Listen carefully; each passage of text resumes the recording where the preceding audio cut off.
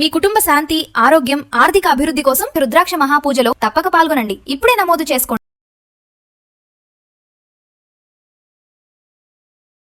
నమస్తే, welcome to Suman TV. నేను మీ కృష్ణవేణి. మంత్రము, యంత్రము, తంత్రం, వాస్తు, జ్యోతిష్యం, రత్నాలు, రుద్రాక్ష అన్నీ కూడా మానవ జీవితంలో గ్రహస్థితుల్ని ఖచ్చితంగా ప్రభావం చూపుతాయి. ఒకప్పుడు దీన్ని మూఢనమ్మకం అని కొట్టేశారు. మనం శంకర్లో పోస్తే గానీ తీర్థం అనం కదా. ఇప్పుడు సైంటిస్టులు విదేశాల్లో, అమెరికా లాంటి దేశాల్లో ప్రయోగాలు జరిగి హైందవ ధర్మము అందులో చెప్తున్న ప్రతి అంశము నిజమే అని ప్రూవ్ అవుతూ వస్తుంది. ఈ సందర్భంలో ప్రత్యేకంగా చెప్పుకోవాల్సింది సాక్షాత్తు శివంశగా మనం భావించే రుద్రాక్ష గురించి. అటువంటి ఒక రుద్రాక్ష ఉంటేనే విపరీతమైన ఎనర్జీ ఉంటుంది. 1,00,000 రుద్రాక్షలకి ఒకేసారి పూజ జరిగితే అసలు దాని విశేషం ఏంటి, దాని వల్ల మానవాళికి కలిగే ప్రయోజనాలు ఏంటి, ఈ అంశాన్ని మనకు వివరించడానికి సాక్షాత్తు ఆ పూజ చేస్తున్నటువంటి నిర్వాహకులు, గౌరవనీయులు, పండితులు, ఆధ్యాత్మికవేత్త బ్రహ్మశ్రీ దత్తాత్రేయ శర్మ గారు, మంత్రశాస్త్ర కోవిదులు. ఆయనే మనతో ఉన్నారు, మాట్లాడదాం. గురువుగారు నమస్కారం. నమస్కారం అమ్మా. గురుగారు, 1,00,000 రుద్రాక్ష పూజ జూన్ 13న మీరు సంకల్పం చేశారు. ఇంతకు ముందు ఎప్పుడైనా చేశారా? చేస్తే అందులో పాల్గొన్న భక్తుల జీవితాల్లో వచ్చిన మార్పులు, ఎవరైనా ఒకరిద్దరు అనుభవాలు మాతో షేర్ చేసుకోండి. తప్పకుండా అమ్మా. ఈ 1,00,000 రుద్రాక్షల పూజ అంటే ఈ క్షేత్రంలో మేము 4 సార్లు చేసాం. ఈ క్షేత్రంలో 4 సార్లు చేసాం. బయట వేరే వేరే క్షేత్రాలలో చాలా సార్లు, సుమారు ఒక 30-40 చోట్ల ఈ కార్యక్రమాలు 1,00,000 రుద్రాక్షల పూజ చేయించడం జరిగింది. దీంట్లో సామూహికంగా చేశాము. కేవలం 2 దంపతులు, ఒకే కుటుంబం, వాళ్ళ యొక్క సంకల్పం కోసం ఈ కార్యక్రమం చేసుకున్నటువంటి వాళ్ళు కూడా ఉన్నారు. కుటుంబమే 1,00,000 రుద్రాక్ష పూజ చేసుకున్నటువంటి వారు కూడా ఉన్నారు. వారిలో ఒక దంపతులు ఉన్నారు. ఆ దంపతులు వారి యొక్క తండ్రి గారికి హాస్పిటల్లో ఉండి చాలా ఇబ్బందిగా ఉన్నారు. డాక్టర్లు కూడా అయ్యా కష్టం అండి అని చెప్పారు. చెప్పిన తర్వాత మా దగ్గరకు వచ్చిన తర్వాత వారికి మృత్యుంజయ హోమం చేయించి, మృత్యుంజయ జపం చేయించి, మృత్యుంజయ కల్పం అని ఒకటి ఉంటుంది. ఆ మృత్యుంజయ కల్పం చేయించి 1,00,000 రుద్రాక్షల పూజ చేశాం. చేసిన తరువాత ఆయన 4 సంవత్సరాలు బ్రతికారు. ఈ 1,00,000 రుద్రాక్షల పూజ యొక్క ఫలం, ఆ 1,00,000 రుద్రాక్ష అయిన తర్వాత ఆ స్వామివారి మెడలో ఉన్నటువంటి ఆ రుద్రాక్ష తీసి ఎవరైతే ఒంట్లో బాగోలేనటువంటి వారు ఉన్నారో వారి మెడలో ధరింపజేశాం. చేసిన తర్వాత 4 సంవత్సరాలు జీవించి ఉన్నారు వారు. ఆ దంపతులు కూడా ఇక్కడ హైదరాబాద్ కూకట్పల్లిలో ఉంటారు వాళ్ళు. తరువాత తదుపరి ఇంకొకరి వారికి కుటుంబంలో అంటే ప్రయోగ బాధలతో ఇబ్బంది పడ్డారు. కొన్ని ప్రయోగాలు ఎలా ఉంటాయంటే ఏం చేశారో తెలియదు, కానీ వాళ్ళు ఎప్పుడు సఫర్ అవుతూ ఉంటారు. ఎప్పుడూ కుటుంబంలో ఎవరికో ఒకరికి తగ్గితే ఒకరికి ఎవరికో ఒకరికి ఒంట్లో బాగోదు. అది తీవ్ర స్థాయిలో వచ్చిందంటే 1 రోజులు, 2 నెలలు, 3 నెలలు ఉంటుంది, తగ్గదు. హాస్పిటల్కి తిరుగుతూ ఉండాలి. రోగ బాధలతోటి చాలా ఇబ్బందిగా. అటువంటి పరిస్థితుల్లో మా దగ్గరకు వస్తే ఇది ప్రయోగ బాధ అని నిర్ధారణ చేసుకుని వారికి ప్రయోగ బాధ నివారణార్థం చేసేటటువంటి కార్యక్రమాలు చేసి స్వామివారి యొక్క శక్తి, ఈ 1,00,000 రుద్రాక్షల పూజ, ఈ 1,00,000 రుద్రాక్షల పూజ మేము ఎక్కడ చేసామంటే కొత్తగూడెంలో చేసాం. కొత్తగూడెంలో ఉమామహేశ్వర స్వామి దేవాలయం అని ఉంటే అక్కడ చేసాం. చేసి ఆ శివలింగం మీద అర్చన చేసినటువంటి ఆ రుద్రాక్షలు కుటుంబ సభ్యులందరూ ధరింపజేసుకునేలా చేశాం. ఒక 1 నెల రోజుల తర్వాత వారి కుటుంబంలో అందరికీ ఆరోగ్యం కుదిరిపడింది. అందరూ కూడా చక్కగా క్షేమంగా ఇప్పటికీ ఆరోగ్యంగా ఉన్నారు. అందరూ కూడా క్షేమంగా ఉన్నారు. ఏదైనా చిన్న చితగా జ్వరాలు లాంటివి అలాంటివే తప్ప చిన్న చిన్న మైనరు రోగ బాధలే తప్ప మేజర్ ప్రాబ్లమ్స్ అయితే ఇప్పటిదాకా వాళ్ళ కుటుంబంలో ఎవరికీ లేవు.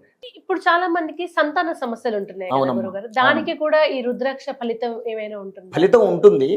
అయితే ఏంటంటే అంటే సంతాన సమస్య ఉన్నప్పుడమ్మా సంతాన విషయాన్ని మనం కర్మఫలంగా సూచించాలి.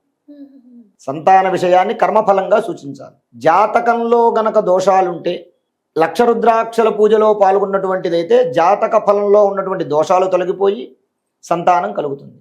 ఒకవేళ కర్మఫలంగా గనక ఏదైనా దోషాలుంటే మాత్రం ఒకసారి వారి యొక్క ఎవరైనా దగ్గరలో మంచి జ్యోతిష్కులు ఎవరైనా ఉంటే వారి యొక్క జాతకాన్ని చూపించుకుని వారి యొక్క ప్రభావంగా వారు చెప్పినటువంటి దాని సూచనల మేరకు వంశవృద్ధి దీక్ష అనేటువంటి దీక్ష ఉంటుంది.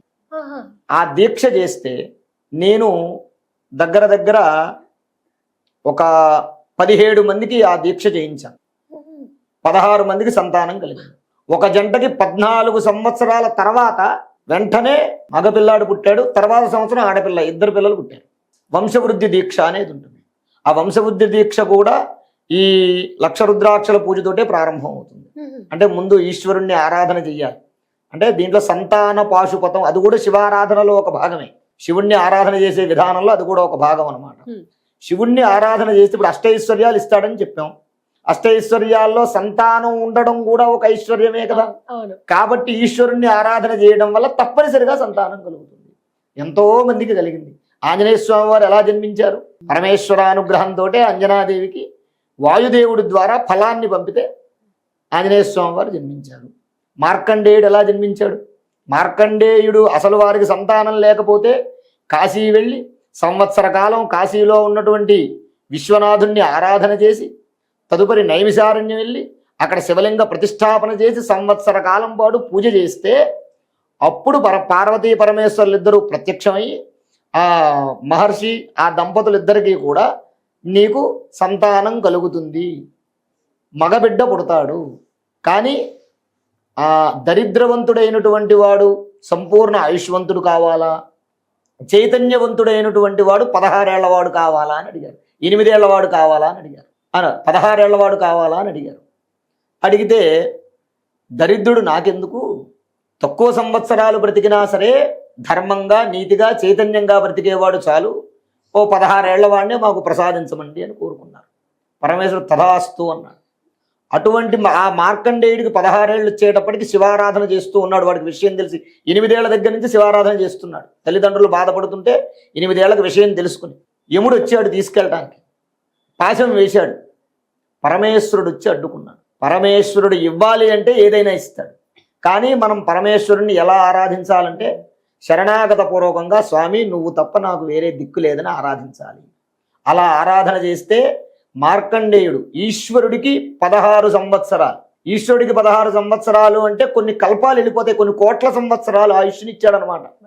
అటువంటి సంతానాన్ని పరమేశ్వరుడు ఇస్తాడు. కాబట్టి పరమేశ్వరుణ్ణి ఆరాధన భాగంలో ఈ లక్షరుద్రాక్షల పూజ కూడా పరమేశ్వరుడి యొక్క ఆరాధనలో భాగం. కాబట్టి సంతానం కోరేటటువంటి వాళ్ళు ఇందులో పాల్గొంటే పరమేశ్వరుడి యొక్క అనుగ్రహం వల్ల సంతానం కలుగుతుంది. గురువుగారు, ఇప్పుడు ఈ లక్ష రుద్రాక్షల్ని ఎలా ఉపయోగిస్తారు? అసలు పూజా విధానం ఎలా ఉంటుందో ఒక్కసారి భక్తుల కోసం. తప్పకుండా చెప్తామమ్మా. ఈ రుద్రాక్షలు హరిద్వార్ నుంచి తెప్పిస్తాం, లక్ష రుద్రాక్షలు. ముందుగా గణపతి పూజతోటి ఈ కార్యక్రమం ప్రారంభమవుతుంది. ప్రారంభమైన తరువాత పుణ్యవచనము, దీక్షాధారణ, తర్వాత ఇవే కాకుండా పంచాయతన పూజా విధానం కూడా దీంట్లో ఉంటుంది. సూర్య నమస్కారాలు, తర్వాత చండీ పారాయణము, గణపతి చతురావృత తర్పణాలు, అలాగే సుదర్శన నారసింహ పారాయణము ఇత్యాది కార్యక్రమాలు, ఉదయం పూట కార్యక్రమాలన్నీ కూడా జరుగుతూ ఉంటాయి.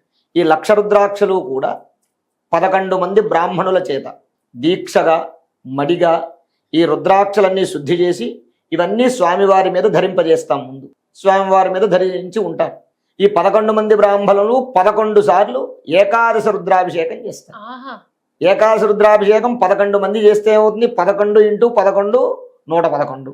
111 రుద్రాలతోటి ఆ యొక్క 1,01 ఈశ్వరులకి అభిషేకం జరుగుతుంది. లక్ష రుద్రాక్షలకి తో పాటు ఈశ్వరుడికి అభిషేకం జరుగుతుంది. 111 × 1,00,000 ఎంత? 111 లక్షలు ఈశ్వరులకి మనం అభిషేకం చేసినటువంటి ఫలితం కలుగుతుంది. ఒకసారి చేస్తేనే ఎంతో ఫలితం ఈశ్వరుణ్ణి ఆరాధిస్తే. అలాంటిది 111 లక్షల ఈశ్వరులకి మనం అభిషేకం చేసినటువంటి ఫలితం కలుగుతుంది.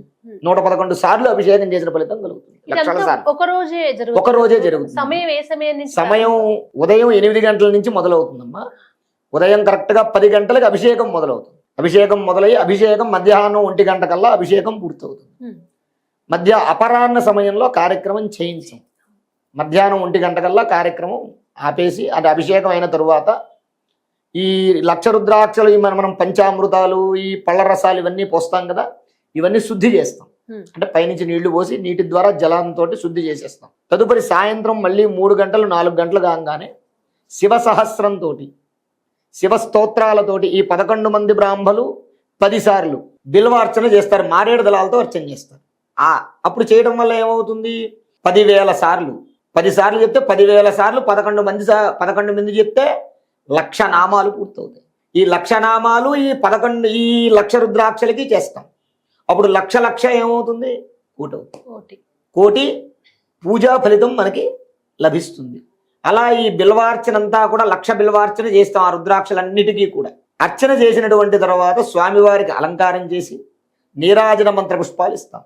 దర్బారు సేవని చతుర్వేదాలు, ఉపనిషత్తులు, పురాణాలు అవన్నీ పారాయణం చేసిన తరువాత రాత్రి 9 గంటలకు మంగళహారతితోటి ఈ కార్యక్రమం రాత్రి 9ంటికి మంగళహారతితోటి ఈ కార్యక్రమం పూర్తవుతుంది. ఉమ్. తదుపరి ఆ రుద్రాక్షలన్నీ మరనాడు అన్నీ కూడా సేకరించి తీసి ఎవరైతే మనకి ఈ కార్యక్రమంలో పాల్గొన్నటువంటి వారు ఉంటారో వారందరికీ ఒక 10 రోజులు 15 రోజులు నిడివి లోపు వారికి అందరికీ కూడా మనం పంపడం జరుగుతుంది. చాలా మంది భక్తులు కొంచెం అమాయకంగా ఉంటారు, చాలా అమ్మా. భక్తితో కూడా ఉపవాసం ఉంటారు. అమ్మా ఇది అయ్యే వరకు వాళ్ళు నోట్లో నీళ్లు పోయామంటారు. వాళ్ళకి మీరు ఇచ్చే సలహా? అంటే వాస్తవంగా దాన్ని కటిక ఉపవాసం అంటారు. శివరాత్రి రోజు కానివ్వండి లేదా ముక్కోటి ఏకాదశి రోజు కానివ్వండి, ఈ రోజుల్లో మాత్రమే కటిక ఉపవాసం చెయ్యగలిగిన వాళ్ళు చెయ్యమని శాస్త్రం. ఏది కూడా భగవంతుడికి నక్తం చేయొచ్చు. మళ్ళీ ఉదయం నుంచి సాయంత్రం దాకా ఉపవాసం ఉండి మధ్యలో కాస్త పాలు పళ్ళు ఏమన్నా పుచ్చుకుని చేయొచ్చు. ఎందుకంటే లోపల ఉన్నటువంటి దేహో దేవాలయ ప్రోక్తో జీవో దేవ సనాతన, భగవంతుడు సర్వాంతర్యామి అన్ని జీవుల యందు ఉన్నాడు, మనలోనూ ఉన్నాడు. మనలో ఉండేటటువంటి ప్రాణశక్తే దైవం.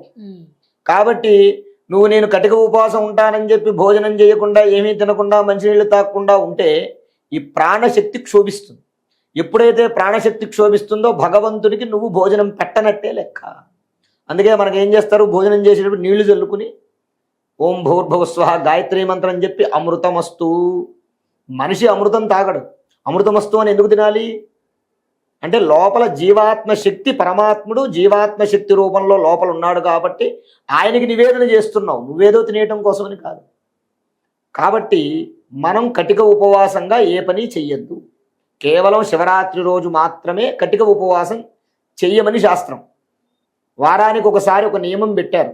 శనివారం అప్పుడు ఒక పూట భోజనం చేయమన్నారు. మిగిలిన రోజుల్లో 3 పూట్ల భోజనం చేయొచ్చు. ఉపవాసాలు చేయాల్సిన అవసరం లేదు. కొంతమంది ఉంటారు ఏకాదశులు చేస్తారు, ఏకాదశి చెయ్యొచ్చు, పౌర్ణమి చెయ్యొచ్చు, కానీ కటిక ఉపవాసం చెయ్యొద్దు. కనీసం మంచినీళ్ళు, ఒకవేళ అవి మంచినీళ్ళు నేను తాగను అని అనుకుంటే తులసి దళం వేసుకుని తాగొచ్చు. అప్పుడు తులసి తీర్థం అవుతుంది. కాబట్టి దానికి దోషం ఉండదు.